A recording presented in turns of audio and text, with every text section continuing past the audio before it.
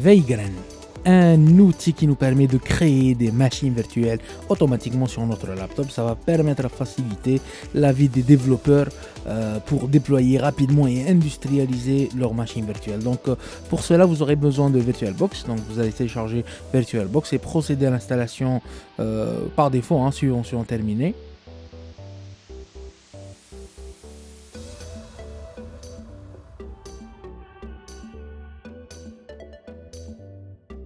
Bravo, l'installation de VirtualBox est terminée, donc on peut commencer l'installation de Vagrant. On va télécharger la version correspondante à notre système d'exploitation. Je suis sous Windows 10 64 bits.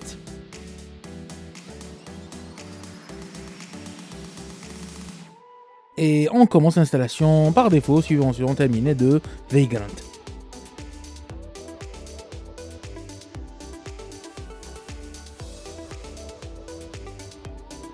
Lorsque Vagrant termine l'installation, il vous propose de redémarrer votre machine.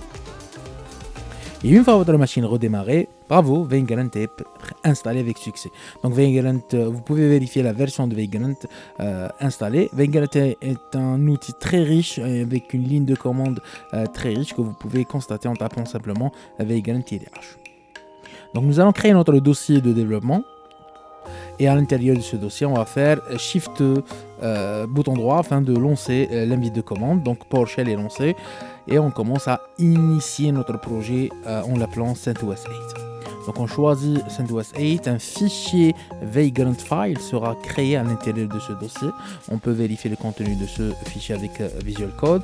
Donc c'est un fichier écrit en Ruby. On va choisir au lieu de plain text Ruby pour pouvoir mettre en avant certains fichiers de configuration. Alors, ce fichier de configuration contient tout ce que Vagrant doit faire automatiquement pour déployer vos machines virtuelles. Les box sont hébergées, c'est des machines virtuelles par un emploi, sont hébergées sur le cloud de Vagrant. Donc on peut en effet télécharger automatiquement ces images en faisant simplement Vagrant Up. La commande Vagrant Up va démarrer les machines virtuelles en se basant sur les box déclarées à l'intérieur du fichier Vagrant File. Donc c'est la première fois que je fais un Vagrant Up.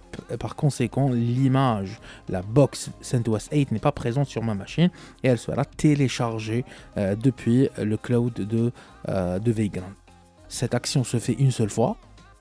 Une fois que vous avez téléchargé la version de cette box sera hébergée sur votre laptop et par conséquent, les prochaines fois, Vagrant Up va démarrer directement ces machines virtuelles en se basant sur la box téléchargée. Donc le téléchargement de box se fait une seule fois. Une fois stocké, dorénavant, on va déployer directement, automatiquement plein de machines virtuelles depuis la même image, la même box.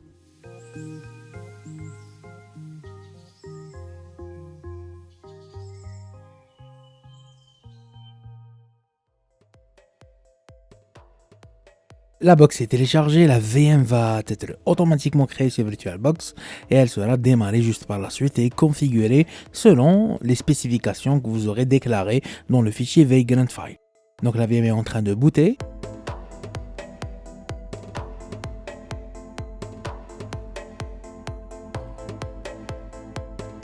Une nouvelle clé sera générée et injectée à l'intérieur de chaque machine virtuelle.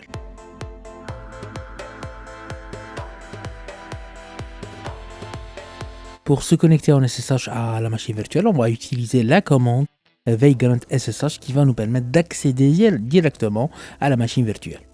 Voilà, nous sommes à l'intérieur de la machine virtuelle, on peut faire notre travail.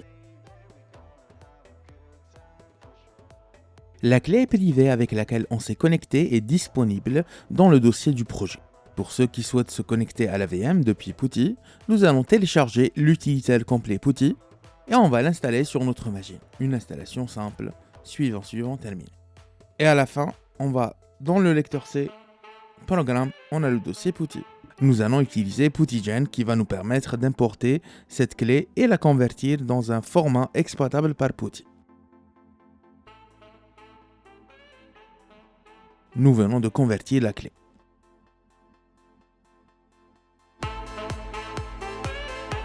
Pour se connecter à la VM, nous allons utiliser l'adresse IP localhost du laptop et le port 2222 attribué à cette machine virtuelle. Une configuration s'impose sur PuTTY. l'utilisateur SSH est Vagrant. Dans ce cas-là, nous allons dans Data et on déclare cet utilisateur Vagrant. Et dans le menu SSH, dans Authentication, nous allons importer la clé privée avec laquelle nous allons nous connecter à la machine virtuelle. On revient dans le menu Session afin d'enregistrer cette configuration SSH.